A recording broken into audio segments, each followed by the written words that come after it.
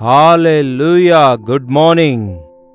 ನಮ್ಮ ಕರ್ತನಾದ ಯೇಸು ಕ್ರಿಸ್ತನ ನಾಮದಲ್ಲಿ ನಿಮ್ಮೆಲ್ಲರಿಗೂ ಶುಭಗಳು. ಬೆಳಗಾಯ್ತು ಪ್ರಿಯರೇ, 7 ಗಂಟೆ ಆಯ್ತಲ್ಲವೇ? ಇನ್ನೂ ನೀವು ದೇವರ ಸನ್ನಿಧಿಯಲ್ಲಿ ಕಾಣಿಸಿಕೊಳ್ಳುವುದಕ್ಕಾಗಿ ಸಿದ್ಧಗೊಂಡಿದ್ದೀರಾ? ವೈಯಕ್ತಿಕವಾಗಿ ವಾಕ್ಯ ಓದಿಕೊಂಡು ಪ್ರಾರ್ಥನೆ ಮಾಡಿದ್ದೀರಾ? ಕಾಲಕೃತ್ಯಗಳನ್ನೆಲ್ಲ ತೀರಿಸಿಕೊಂಡು ಬ್ರೇಕ್ಫಾಸ್ಟ್ ಮಾಡಿದ್ದೀರಾ? ಮನೆಯಿಂದ ಹೊರಡ್ತಾ ಇದ್ದೀರಾ?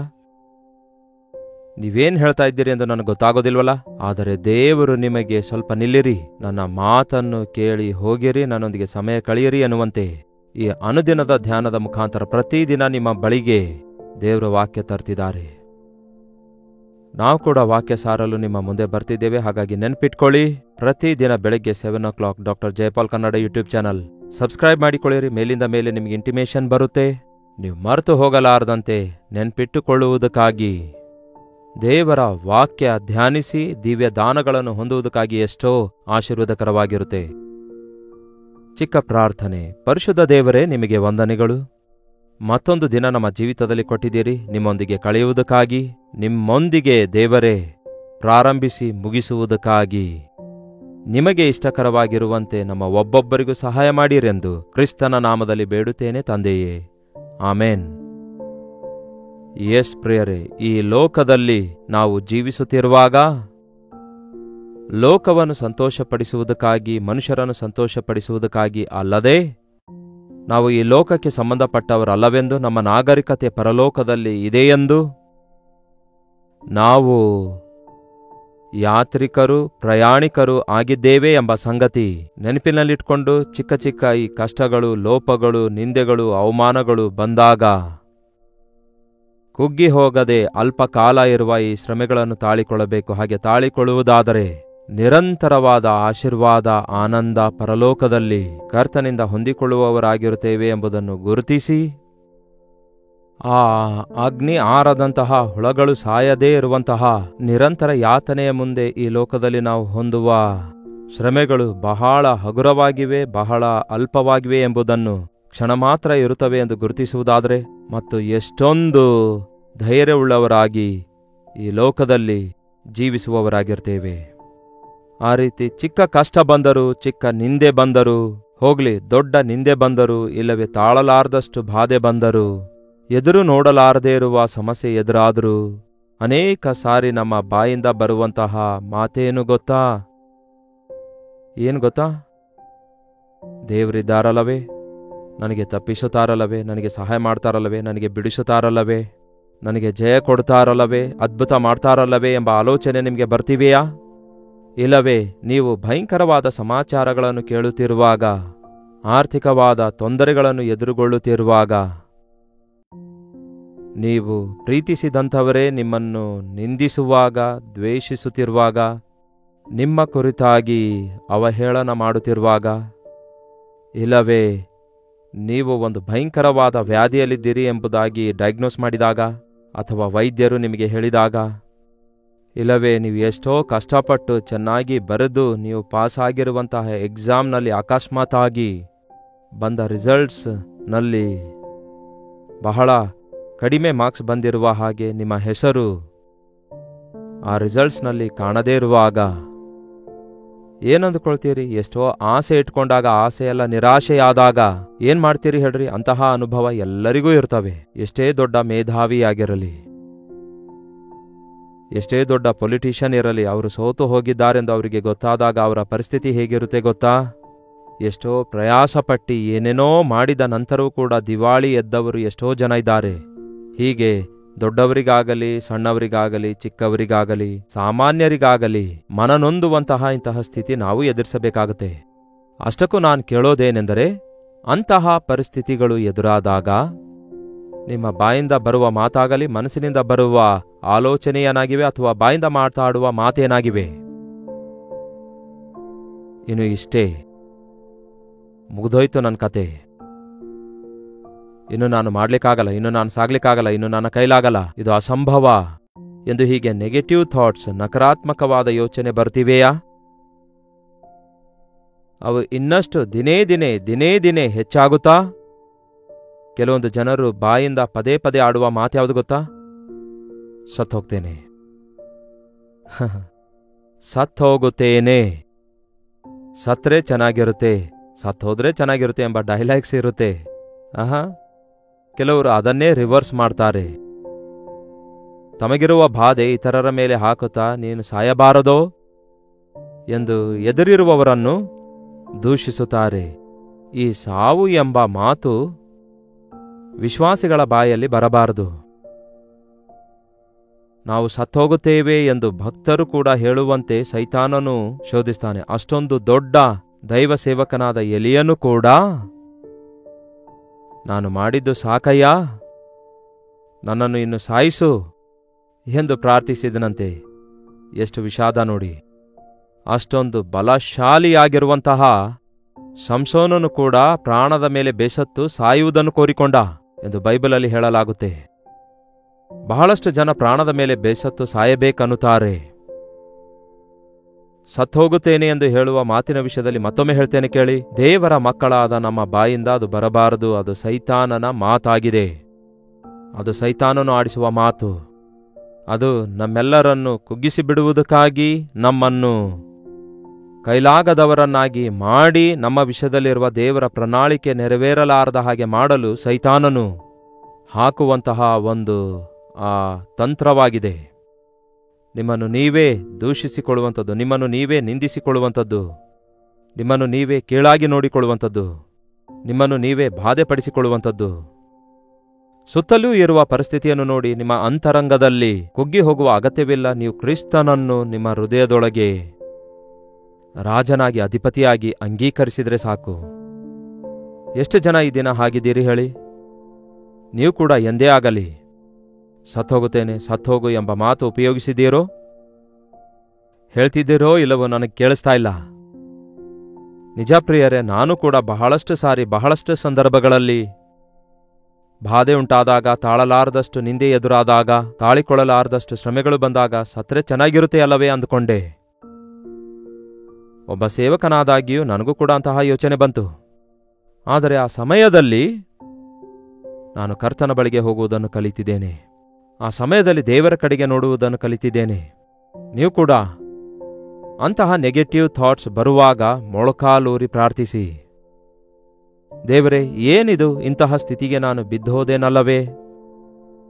ಯಾಕೆ ನನ್ನನ್ನು ಇಷ್ಟೊಂದು ಬಾಧೆಪಡಿಸುವಂತಹ ಪರಿಸ್ಥಿತಿಯಲ್ಲಿ ನಾನು ಸಿಕ್ಕಾಕೊಂಡೆ? ನಿಮ್ಮ ಮೇಲೆ ಇಟ್ಟ ನಂಬಿಕೆಯನ್ನು ನಾನು ಹೇಗೆ ಕಳೆದುಕೊಂಡೆ? ನೀವೇ ನನ್ನನ್ನು ಕಾಪಾಡುವಾತನು. ನನ್ನ ಪ್ರಾಣ ನಿಮ್ಮ ವಶದಲ್ಲಿದೆ. ಮರಣದಿಂದ ತಪ್ಪಿಸುವುದು ನಿಮ್ಮ ಕೈಲಾಗುತ್ತೆ ಎಂದು ಹೀಗೆ ದೇವರ ಸನ್ನಿಧಿಯಲ್ಲಿ ನಾವು ಮೊಳಕಾಲೂರಿ ಪ್ರಾರ್ಥಿಸುವುದಾದರೆ ಅದ್ಭುತವಾಗಿರುವಂತಹ ಬಿಡುಗಡೆಯನ್ನು ನಾವು ಕಾಣಬಲ್ಲೆವು. ಯೋಬನಂತಹ ಭಕ್ತನಿಗೆ ಅಂತಹ ಆಲೋಚನೆ ಬಂದಿತ್ತು. ಆತನು ನನ್ನನ್ನು ಸಾಯಿಸಿದರೂ ಸಹ ಆತನನ್ನೇ ಹಿಂಬಾಲಿಸುತ್ತೇನೆ, ನಾನು ಸತ್ರು ಕೂಡ ಕರ್ತನನ್ನೇ ಹಿಂಬಾಲಿಸುತ್ತೇನೆ, ನನ್ನ ಶರೀರ ಕ್ಷೀಣಿಸಿ ಹೋದರೂ ಶರೀರದಿಂದ ದೇವರನ್ನೇ ನೋಡ್ತೇನೆ ಅನ್ನುತ್ತಾನೆ. ದಾವೀದನಂತಹ ಭಕ್ತನು ಕೂಡ ಹೇಳ್ತಾನೆ. ಅಂತಹ ಶೋಧನೆ ಬಂದಾಗ ಅದನ್ನು ಎದುರಿಸುತ್ತಾನೆ. ಹೇಗೆಂದು ನೋಡೋಣ ಬನ್ನಿ. ಕೀರ್ತನೆ 118 ಅಧ್ಯಾಯ 17ನೇ ವಚನ. ಕೀರ್ತನೆಗಳು 118 ವಚನ 17. ನಾನು ಸಾಯುವುದಿಲ್ಲ, ಜೀವದಿಂದಿದ್ದು ಯಾಹುವಿನ ಕ್ರಿಯೆಗಳನ್ನು ಸಾರುವೆನು. ದಿನಾಲು ಈ ಮಾತನ್ನು ಹೇಳ್ರಿ, ನಾನು ಸಾಯುವುದಿಲ್ಲ. ಈ ಶೋಧನೆ ನೋಡಿ ಸಾಯುವುದಿಲ್ಲ, ಈ ವ್ಯಾಧಿಯನ್ನು ನೋಡಿ ಸಾಯುವುದಿಲ್ಲ, ಈ ಪರಿಸ್ಥಿತಿಯನ್ನು ನೋಡಿ, ಈ ರೋಗವನ್ನು ನೋಡಿ ಸಾಯುವುದಿಲ್ಲ. ನನ್ನನ್ನು ಬದುಕಿಸುವಾತನು ನನ್ನ ಕರ್ತನಾಗಿದ್ದಾನೆ. ನಾನು ಸಾಯುವುದಿಲ್ಲ. ಈ ರೋಗದಲ್ಲಿ ನಾನು ಸತ್ತು ಮಣ್ಣಿಗೆ ಸೇರಿದ್ರೆ ದೇವರಿಗೆ ಮಹಿಮೆ ಆಗುವುದಿಲ್ಲ. ಈ ವ್ಯಾಧಿಯೊಳಗಿಂದ ದೇವರು ನನ್ನನ್ನು ಸ್ವಸ್ಥಪಡಿಸುವುದಾದರೆ ಸತ್ತೋಗುತ್ತೇನೆ ಎಂದು ಎಲ್ಲರೂ ಹೇಳಿದ್ರು ಕೂಡ ನಾನು ಮರಣದ ಹಾಸಿಗೆ ಮೇಲಿನಿಂದ ಎದ್ದು ನನ್ನ ದೇವರ ಕಾರ್ಯಗಳನ್ನು ವಿವರಿಸುತ್ತೇನೆ. ನನ್ನ ಕರ್ತನ ಕುರಿತು ಸಾಕ್ಷಿ ಕೊಡುತ್ತೇನೆ. ಯಶ್, ಮರಣದವರೆಗೂ ನಮ್ಮನ್ನು ಸೈತಾನನು ಶೋಧಿಸುವನು, ಆದರೆ ನಮ್ಮ ಪ್ರಾಣ ದೇವರ ಕೈಯಲ್ಲಿದೆ. ಆತನ ಅಂಗೀಕಾರವಿಲ್ಲದೆ ನಾವು ಈ ಲೋಕವನ್ನು ಬಿಡುವುದಿಲ್ಲ. ದೇವರೇ, ಮಣ್ಣು ನಿನ್ನನ್ನು ಸ್ತುತಿಸುವುದೋ? ಜೀವವುಳ್ಳವರೇ ಜೀವವುಳ್ಳಾತನಾಗಿರುವ ನಿನಗೆ ಸ್ತುತಿಸುವರು. ನೋಡಿ, ಸತ್ತವರು ದೇವರನ್ನು ಸ್ತುತಿಸುವುದಿಲ್ವಲ್ಲ. ಮರಣದ ಹಾಸಿಗೆಯಿಂದ ಎಬ್ಬಿಸಲ್ಪಟ್ಟವನು ದೇವರಲ್ಲಿ ಮತ್ತಷ್ಟು ಹೆಚ್ಚು ಆನಂದಿಸುತ್ತಾನೆ. ಅದಕ್ಕೆ ದೇವರು ನಮ್ಮ ವಿಷಯದಲ್ಲಿ ಎಷ್ಟು ಪ್ರೀತಿಯುಳ್ಳವರಾಗಿದ್ದಾರೆ ಗೊತ್ತಾ? ಯಾರೂ ಕೂಡ ಮರಣ ಹೊಂದುವುದು ನನಗಿಷ್ಟವಿಲ್ಲ, ಈವನ್ ದುಷ್ಟನ ಸಾವಿನಲ್ಲಿಯೂ ಕೂಡ ನನಗೆ ಸ್ವಲ್ಪವಾದರೂ ಸಂತೋಷವಿಲ್ಲ. ಅವನು ತನ್ನ ಮಾರ್ಗ ತಿದ್ದುಕೊಂಡು ಬದುಕಬೇಕೆಂದು ಕೋರಿಕೊಳ್ತೇನೆ ಅನ್ನುತ್ತಾರೆ. ನಾವು ಅನೇಕ ಸಾರಿ ದೇವರನ್ನು ದುಃಖಪಡಿಸಿದಾಗಿಯೂ ಬಾಧೆಪಡಿಸಿದಾಗಿಯೂ ನಮ್ಮ ಜೀವಿತ ವ್ಯರ್ಥವಾದಾಗಿಯೂ ನಮ್ಮನ್ನು ಮರಣಕ್ಕೆ ಒಪ್ಪಿಸಬೇಕೆಂದು ದೇವರು ಆಶಿಸುತ್ತಾ ಇಲ್ಲ ಪ್ರಿಯರೇ. ನಿಮ್ಮ ಜೀವಿತದಲ್ಲಿ ಅದ್ಭುತ ಕಾರ್ಯ ಮಾಡಬೇಕೆಂದು ಆತನು ಆಶಿಸುತ್ತಿದ್ದಾನೆ. ಯಾಕೆ ನೀವು ವಿರಕ್ತಿ ಹೊಂದುತ್ತಾ ಇದ್ದೀರಿ? ಯಾಕೆ ಸತ್ತೋಗಬೇಕಂದುಕೊಳ್ತಾ ಇದ್ದೀರಿ? ಪರೀಕ್ಷೆಯಲ್ಲಿ ಫೇಲ್ ಆದರೆ ಸಾಯೋದ್ಯಾಕೆ? ಮತ್ತೆ ಬರೀಬಹುದಲ್ಲವೇ? ಲೋಕದ ವಿವಾಹ ರದ್ದಾಗುವುದಾದರೆ ಇಲ್ಲವೇ ವಿವಾಹವಾಗುವಾಗ ಕ್ಯಾನ್ಸಲ್ ಆಯಿತು ಎಂಬುದಾಗಿ ಕೊನೆ ಕ್ಷಣದಲ್ಲಿ ಗೊತ್ತಾದಾಗ ಕುಗ್ಗಿ ಹೋಗಿ ಅವಮಾನ ಆಗ್ತದೆ ಎಂದು ಚಿಂತಿಸೋದೇಕೆ? ದೇವರು ಅದಕ್ಕಿಂತಲೂ ಬೆಟರ್ ಮ್ಯಾಚ್ ಕೊಡ್ತಾರೆಂದು ನಂಬಬೇಕಲ್ಲವೇ? ಒಂದು ಸಾರಿ ಪ್ರಯತ್ನಿಸಿದಾಗ ವಿಫಲವಾದರೆ ಕುಗ್ಗಿ ಹೋಗದೆ ಯಾಕೆ? ಮತ್ತೊಂದು ಸಾರಿ ಪ್ರಯತ್ನಿಸಿ ಬೆಟರ್ ಆಗಿ 2 ಪಟ್ಟು ಆಶೀರ್ವದಿಸಲ್ಪಡಬೇಕಲ್ಲವೇ? Yes, there is always hope. ನಮ್ಮ ಕರ್ತನ ಬಳಿಯಲ್ಲಿ ನಮಗೆ ನಿರೀಕ್ಷೆ ಇದೆ. ಆತನಲ್ಲಿ ನಾವು ನಂಬಿಕೆ ಇಡುವಾಗ ನಮ್ಮ ಬಲಹೀನತೆಯನ್ನೆಲ್ಲ ಬಲವನ್ನಾಗಿ ಆತನು ಮಾರ್ಪಡಿಸುತ್ತಾನೆ. ಸತ್ ಹೋಗುತ್ತೇನೆ ಎಂಬ ಮಾತು ಇನ್ಮೇಲೆ ನಿಮ್ಮ ಬಾಯಿಂದ ಬರಗೊಡಿಸಬೇಡಿ. ಹಾಗೆ ಮಾಡಿದ್ರೆ ನೀವು ದೇವರಿಗೇ ಕೀಳಾಗಿ ನೋಡಿದಂತಾಗಿರುತ್ತೆ, ಬಾಧೆಪಡಿಸಿದವರಾಗಿರುತ್ತೆ. ಇಷ್ಟೊಂದು ದೊಡ್ಡ ದೇವರು ನಿಮಗಿರುವಾಗ ಯಾಕೆ ನೀವು ನಿರುತ್ಸಾಹದಿಂದ ಮಾತಾಡ್ತೀರಿ? ಯಾಕೆ ನೀವು ಇಷ್ಟೊಂದು ನಿಮ್ಮನ್ನು ನೀವು ಕೀಳಾಗಿ ನೋಡಿಕೊಳ್ತೀರಿ? ದೇವರು ಹೇಳ್ತಾರೆ, ನಾನಿದ್ದೇನೆ ಎಂದು ಎಷ್ಟೋ ಸಾರಿ ಹೇಳ್ತಾರಲ್ಲವೇ? ನಾನು ನಿಮ್ಮ ಕೈ ಬಿಡುವುದಿಲ್ಲ, ತೊರೆದು ಬಿಡುವುದಿಲ್ಲ, ನಿಮ್ಮ ಕೈ ಹಿಡಿದು ನಡೆಸುತ್ತೇನೆ, ಚಿಂತಿಸಬೇಡಿ, ಭಯಪಡಬೇಡಿ ಎಂದು ನಮ್ಮ ಭುಜತಟ್ಟಿ ಆದರಿಸುವಂತಹ, ನಮಗೋಸ್ಕರ ಸಮಸ್ತವನ್ನು ಮಾಡಿ ಮುಗಿಸಿರುವ, ತನ್ನ ಪ್ರಾಣ ಕೊಟ್ಟಿರುವ ಕರ್ತನು ನಮಗಿರುವಾಗ ನನಗೆ ಯಾರೂ ಇಲ್ಲ, ಬದುಕಿನಲ್ಲಿ ಇನ್ನು ನಾನು ಉದ್ಧಾರವಾಗಲ್ಲ, ನನ್ನ ಜೀವಿತ ಇನ್ನಿಷ್ಟೇ ಎಂದು ಕುಗ್ಗಿ ಹೋಗುವ ಅಗತ್ಯತೆ ಇಲ್ಲ. ಒಬ್ಬ ಭಕ್ತನು ಹೇಳ್ತಾನೆ, ನಿಮ್ಮನ್ನು ನೀವು ನೋಡಿಕೊಳ್ಳುವಾಗೆಲ್ಲ ಕರ್ತನ ಕಡೆಗೆ ನೋಡಿರಿ. ನಿಮ್ಮನ್ನು ನೀವೇ ನೋಡಿಕೊಳ್ಳುವಾಗ ಬಹಳ ಚಿಕ್ಕವರಾಗಿ ಕಾಣಿಸ್ತೀರಿ. ಕರ್ತನ ಕಡೆಗೆ ನೋಡಿರಿ, ಆತನು ಬಹಳ ದೊಡ್ಡ ದೇವರು. ಆ ದೊಡ್ಡ ದೇವರ ಕೈಯಲ್ಲಿ ನೀವಿರೋದಾದರೆ ಚಿಕ್ಕವರಾದರೂ ಸಹ ದೊಡ್ಡ ಕಾರ್ಯಗಳನ್ನೇ ಮಾಡಬಲ್ಲಿರಿ. ಚಿಕ್ಕ ದಾವೀದನು ಗೊಲಿಯಾತನನ್ನು ಎದುರಿಸಲು ಹೋದಾಗ ಗೊಲಿಯಾತನನ್ನು ನೋಡಿ ಭಯಪಡಲಿಲ್ಲ. ಯಾಕೆಂದರೆ ದಾವೀದನು ಗೊಲಿಯಾತನನ್ನು ನೋಡಲಿಲ್ಲ, ತನ್ನ ಪಕ್ಷದಲ್ಲಿರುವ ಕರ್ತನನ್ನು ನೋಡ್ತಾನೆ, ದೇವರನ್ನು ನೋಡ್ತಾನೆ. ದಾವೀದ ಹೇಳ್ತಾನೆ, ನೀನು ಹೀಯಾಳಿಸಿದಂತಹ ನನ್ನ ದೇವರಾದ ಯೆಹೋವ ನಾಮದಲ್ಲಿ ನಾನು ಬರುತ್ತೇನೆ ಅನ್ನುತ್ತಾನೆ. ಹಾಗೆ ಆತನ ನಾಮದಲ್ಲಿ ನಂಬಿಕೆ ಇಟ್ಟ. ಯಸ್, ನಾವು ಬಲಹೀನರೇ. ನಾವು ಮುಂದೆ ಸಾಗಲಾರದ ಪರಿಸ್ಥಿತಿ ಎದುರಾಗ್ತವೆ. ಆದರೆ ನಾವು ಕರ್ತನ ಕಡೆಗೆ ನೋಡುವುದಾದರೆ ನೂತನ ಬಲವನ್ನು ಹೊಂದಿಕೊಳ್ಳುತ್ತೇವೆ. ಈ ದಿನದಿಂದ ನಿಮ್ಮ ಜೀವಿತದಲ್ಲಿ ನಿರುತ್ಸಾಹದ ಯೋಚನೆಗಳಿಗೆ ಅವಕಾಶ ಕೊಡಬೇಡಿ. ಯಾವ ವಿಷಯ ನಿಮ್ಮನ್ನು ಕುಗ್ಗಿಸಿ ಬಿಡುತ್ತಾ ಇದೆಯೋ ಆ ವಿಷಯ ಹಿಡ್ಕೊಂಡು ಕರ್ತನ ಪಾದದ ಬಳಿಯಲ್ಲಿಟ್ಟು ನೋಡಿ. ಅದರಲ್ಲೇ ದೇವರು ನಿಮಗೆ ಜಯ ಕೊಡ್ತಾರೆ. ಎಲ್ಲಿ ನಿಮಗೆ ಅವಮಾನ ಆಗಿದೆಯೋ ಅಲ್ಲಿಯೇ ನಿಮ್ಮ ತಲೆ ಎತ್ತುತ್ತೇನೆ ಎಂದು ದೇವರು ಹೇಳಿದ್ದಾರೆ. ನಿಮಗೆ 2 ಪಟ್ಟು ಘನತೆ ಕೊಡುತ್ತೇನೆಂದಿದ್ದಾರೆ. ನಾನು ಸಾಯುವುದಿಲ್ಲ, ನಾನು ಬದುಕಿ ನನ್ನ ದೇವರ ಕಾರ್ಯಗಳನ್ನು ವಿವರಿಸುತ್ತೇನೆ. ನನ್ನನ್ನು ಆತನು ಸಾಯಿಸಿದರೂ ಸಹ ನಾನು ಇನ್ನೂ ಆತನಿಗಾಗಿಯೇ ಜೀವಿಸುತ್ತೇನೆ. ನಾನು ಸತ್ತು ಹೋಗಿ ನನ್ನ ಶರೀರ ಕೊಳೆತು ಹೋದರೂ ಕೂಡ ನಾನು ಇನ್ನೂ ನನ್ನ ಕಣ್ಣಿನಿಂದ ಆತನನ್ನೇ ನೋಡುತ್ತೇನೆ ಎಂದು. ಹೀಗೆ ಯೋಬನು ಎಂತಹ ದೊಡ್ಡ ನಿರೀಕ್ಷೆಯುಳ್ಳವನಾಗಿದ್ದಾನೆ ನೋಡಿ. ನಮ್ಮ ದೇವರು ಸಜೀವವುಳ್ಳಾತನು, ಮರಣವನ್ನು ಜಯಿಸಿ ಮೃತ್ಯುಂಜಯನಾಗಿ ಎದ್ದು ಬಂದಾತನು. ನನ್ನನ್ನು ನಂಬುವವನು ಎಂದಿಗೂ ಸಾಯುವುದಿಲ್ಲ, ಸತ್ತರೂ ಕೂಡ ಅವನು ತಿರುಗಿ ಎದ್ದು ಬರುವನು ಎಂದು ಹೇಳಿದ ಯೇಸು, ಪುನರುತ್ಥಾನನಾದ ಯೇಸು ರಾಜಾದಿರಾಜನಾಗಿ ಅತಿ ಬೇಗನೆ ಬರಲಿಕ್ಕಿದ್ದಾರೆ. ನಾವು ಈ ಲೋಕದ ಶ್ರಮೆಗಳಿಂದ, ಈ ಲೋಕದಲ್ಲಿರುವಂತಹ ವೇದನೆಗಳಿಂದ ಬಿಡುಗಡೆ ಹೊಂದಿ ಕರ್ತನು ಕೊಡುವ ರಾಜ್ಯದಲ್ಲಿ ಆತನ ಮಹಿಮೆಯೊಂದಿಗೆ ಯುಗ ಯುಗಗಳವರೆಗೂ ತಲತಲಾಂತರಕ್ಕೂ ಜೀವಿಸುವಂತವರಾಗಿ ಇರಲಿಕ್ಕಿದ್ದೇವೆ. ಯಸ್, ನಮ್ಮ ಕರ್ತನು ಮೃತ್ಯು ಹೊಂದಿ ತಿರುಗಿ ಎದ್ದು ಬಂದು ಇಗೋ ಜೀವಿಸುತ್ತಿದ್ದೇನೆ ಎಂದು ಹೇಳಿದ್ದಾರೆ.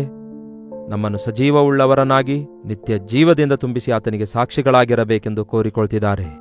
ಅಕಾಲಿಕವಾಗಿ ಮರಣ ಹೊಂದಿ, ಪಾಪದಲ್ಲಿಯೇ ವಿಫಲತೆಯಲ್ಲಿಯೇ ಮರಣ ಹೊಂದಿ, ಸೈತಾನ ಶೋಧನೆಗಳಲ್ಲಿ ಮರಣ ಹೊಂದಿ ನಿತ್ಯ ನರಕಕ್ಕೆ ಹೋಗುವುದರ ಬದಲಿಗೆ ಯೇಸುವಿನಲ್ಲಿ ನಂಬಿಕೆ ಇಡಿರಿ. ಆತನು ಹೇಳಿದ್ದಾನೆ, ನಾನೇ ಮಾರ್ಗವೂ ಸತ್ಯವೂ ಜೀವವೂ ಆಗಿದ್ದೇನೆ ಮತ್ತು ನಾನೇ ಪುನರುತ್ಥಾನವೂ ಜೀವವೂ ಆಗಿದ್ದೇನೆ ಎಂದು ಹೇಳಿದ ಯೇಸುವಲ್ಲಿ ನಂಬಿಕೆ ಇಟ್ಟು ಆತನ ರಾಜ್ಯದಲ್ಲಿ ಯುಗಯುಗಗಳವರೆಗೂ ಜೀವಿಸುವ ಹಾಗೆ ಈ ಲೋಕದಲ್ಲಿ ನಮಗೆ ಯೇಸು ಕೊಟ್ಟ ಜೀವಿತವನ್ನು ಶಾಂತಕರವಾಗಿ ಜೀವಿಸಿ ಆತನ ಸಾಕ್ಷಿಯಾಗಿ ಜೀವಿಸಿ ಆತನಿಗೆ ಮಹಿಮೆ ಪಡಿಸೋಣ. ಪ್ರಾರ್ಥನೆ. ಪರಿಶುದ್ಧ ದೇವರೇ, ಪ್ರೀತಿಯುಳ್ಳ ತಂದೆಯೇ, ಈ ಲೋಕದ ಶ್ರಮೆಗಳು ನಮ್ಮನ್ನು ಕುಗ್ಗಿಸಿ ಬಿಡುತ್ತಿರುವಾಗ, ಈ ಪರಿಸ್ಥಿತಿಗಳು ನಮ್ಮನ್ನು ಎಷ್ಟೋ ಹೆಚ್ಚಾಗಿ ಕೆಳಗೆ ಬೀಳಿಸುತ್ತಿರುವಾಗ, ಎಲ್ಲರ ಹಾಗೆ ಅವಿಶ್ವಾಸಿಗಳ ಹಾಗೆ ತಿರುಗಿ ಬೀಳುವವರಾಗಿಯೂ ಕುಗ್ಗಿ ಹೋಗುವವರಾಗಿಯೂ ಬಿದ್ದು ಹೋಗಿ ನೀಚ ಕಾರ್ಯಗಳಿಗೆ ಕೈ ಹಾಕುವವರಾಗಿಯೂ ಕುಗ್ಗಿ ಹೋಗಿ ನಮಗೆ ನಾವೇ ಹಾನಿ ಮಾಡಿಕೊಳ್ಳುವ ಪರಿಸ್ಥಿತಿಯಲ್ಲಿ ಬಿದ್ದು ಹೋಗುವವರಾಗಿರಲಾರ್ದ ಹಾಗೆ ಸಹಾಯ ಮಾಡಿರಿ. ಎಷ್ಟೇ ಶೋಧನೆ ಬಂದರೂ, ಎಷ್ಟೇ ವ್ಯಾಧಿ ಬಂದರೂ, ಎಂತಹದೇ ಪರಿಸ್ಥಿತಿ ಎದುರಿಸಬೇಕಾದರೂ ನಾನು ಸಾಯುವುದಿಲ್ಲ, ನನ್ನ ಕರ್ತನು ನನಗೆ ಸಹಾಯಗೊಳಿಸುವುದಿಲ್ಲ, ನನ್ನ ಕರ್ತನು ನನ್ನ ಪಕ್ಷದಲ್ಲಿದ್ದುಕೊಂಡು ನನಗೆ ಜಯ ಕೊಡ್ತಾರೆ, ನಾನು ಬದುಕಿ ಆತನು ಮಾಡಿರುವ ಕಾರ್ಯಗಳ ಕುರಿತಾಗಿ ನಾನು ಸಾಕ್ಷಿ ಕೊಡುತ್ತೇನೆ ಎಂದು ತೀರ್ಮಾನ ತೆಗೆದುಕೊಳ್ಳುವಂತೆ ನಮ್ಮಲ್ಲಿ ಪ್ರತಿಯೊಬ್ಬರಿಗೂ ಸಹಾಯ ಮಾಡಿರಿ. ಈ ದಿನ ಯಾರ್ಯಾರು ಯಾವ್ಯಾವ ಸ್ಥಳದಿಂದ ಕರ್ತನೆ ಈ ಕಾರ್ಯಕ್ರಮ ವೀಕ್ಷಿಸುತ್ತಾ ಯಾವ ಯಾವ ಸಮಸ್ಯೆಯಲ್ಲಿದ್ದಾರೋ, ಎಷ್ಟು ಬೇಸತ್ತು ಹೋಗಿದ್ದಾರೋ ಅಂಥವರನ್ನು ಈ ಸಮಯದಲ್ಲಿ ಯೇಸು ಕ್ರಿಸ್ತನ ನಾಮದಲ್ಲಿ ಬಿಡುಗಡೆಯನ್ನು ಘೋಷಿಸುತ್ತೇವೆ. ನಾನು ಸಾಯುವುದಿಲ್ಲ, ನಾನು ಜೀವದಿಂದಿದ್ದು ನನ್ನ ಕರ್ತನಿಗಾಗಿ ಜೀವಿಸುತ್ತೇನೆ ಎಂಬ ಮಾತು ನಮ್ಮ ಅಂತರಂಗದೊಳಗೆ ನಾಟಲ್ಪಡುವಂತೆ ಸಹಾಯ ಮಾಡಿರೆಂದು ಕ್ರಿಸ್ತನ ನಾಮದಲ್ಲಿ ಬೇಡುತ್ತೇನೆ ತಂದೆಯೇ, ಆಮೇನ್. ತಂದೆಯಾದ ದೇವರ ಪ್ರೀತಿಯು, ಮಗನಾಗಿರುವ ಕ್ರಿಸ್ತನ ಕೃಪೆಯೂ, ಆದರಣೆ ಕರ್ತನಾದ ಪವಿತ್ರಾತ್ಮನ ಸಹವಾಸವು ಕೂಡಿ ಬಂದಿರುವ ನಮ್ಮೆಲ್ಲರ ಸಂಗಡ ಇಂದಿಗೂ ಸದಾಕಾಲಕ್ಕೂ ನೆಲೆಯಾಗಿರಲಿ. ಆಮೇನ್. ದೇವರಿಗೆ ಸ್ತೋತ್ರ. ನಿಮ್ಮ ಪ್ರಾರ್ಥನಾ ಮನವಿ 8939731313 ನಂಬರ್ಗೆ ಹಾಗೂ ಹೊರದೇಶದಿಂದಲೂ ಸಹ ವೀಕ್ಷಿಸುವುದಾದರೆ ಇದೇ ನಂಬರ್ಗೆ ನಿಮ್ಮ ಪ್ರಾರ್ಥನಾ ಮನವಿಗಳನ್ನು ತಪ್ಪದೆ ತಿಳಿಯಪಡಿಸುತ್ತಾ ಇರಿ. ನಿಮ್ಮ ಪಕ್ಷದಲ್ಲಿ ನಾವು ಪ್ರಾರ್ಥನೆ ಮಾಡ್ತಾ ಇದ್ದೇವೆ. ಯಾವುದೇ ವಿಷಯದಲ್ಲಿ ನಿರುತ್ಸಾಹರಾಗಬೇಡಿ. ಯಾವ ವಿಷಯದಲ್ಲಿ ನೀವು ಕುಗ್ಗಿ ಹೋಗ್ತಾ ಇದ್ದೀರಿ, ಯಾವ ವಿಷಯ ನಿಮ್ಮನ್ನು ಕಾಡಿಸಿ ಪೀಡಿಸುತ್ತಾ ಇದೆ, ಅದನ್ನು ಕೂಡ ತಿಳಿಸಿರಿ. ನಿಮ್ಮ ಪಕ್ಷದಲ್ಲಿ ಪ್ರಾರ್ಥಿಸ್ತೇವೆ. ನೀವು ಅಲ್ಲಿ, ನಾವು ಇಲ್ಲಿ ಪ್ರಾರ್ಥಿಸುವಾಗ ದೇವರು ನಮ್ಮ ಪಕ್ಷದಲ್ಲಿ ಅದ್ಭುತವಾದ ಉತ್ತರವನ್ನು ನಮಗೆ ಕೊಡ್ತಾರೆ. ಡಾಕ್ಟರ್ ಜಯಪಾಲ್ ಕನ್ನಡ ಯೂಟ್ಯೂಬ್ ಚಾನಲ್ಗೆ ಸಬ್ಸ್ಕ್ರೈಬ್ ಮಾಡಿಕೊಳ್ಳಿರಿ, ಲೈಕ್ ಮಾಡಿರಿ. ನಿಮ್ಮ ಹೆಸರು ಕಾಮೆಂಟ್ ಸೆಕ್ಷನ್ನಲ್ಲಿ ಬಂದು ಟೈಪ್ ಮಾಡುವುದನ್ನು ಮರೆಯಬೇಡಿ. ಹಾಗೆ ಕರ್ತನ ಚಿತ್ತವಿರುವುದಾದರೆ ಮತ್ತೆ ನಾಳೆ ಇದೇ ಅನುದಿನದ ಧ್ಯಾನ ಎಂಬ ಕಾರ್ಯಕ್ರಮದಲ್ಲಿ ಮತ್ತೆ ಭೇಟಿಯಾಗೋಣ. ಅಲ್ಲಿವರೆಗೂ ದೇವರ ಮಹಾಕೃಪೆ ನಿಮ್ಮೆಲ್ಲರೊಂದಿಗಿರಲಿ.